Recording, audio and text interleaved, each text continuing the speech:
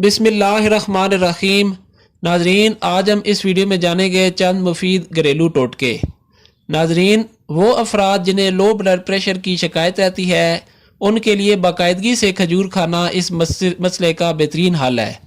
इसके अलावा लाल चिकंदर खाने से भी ब्लड प्रेशर को कम करने से रोका जा सकता है। अगर गुर्दे में पथरी हो तो नारियल के पानी में अंगूर का रस डालकर पिएं। यह गुर्दे की पथरी का बेहतरीन इलाज है। हाई कोलेस्ट्रॉल लेवल कम करने के लिए बारीक कटे हुए प्याज, मक्खन और 1/4 काली मिर्च को मिक्स करके खाना मुफीद साबित होता है।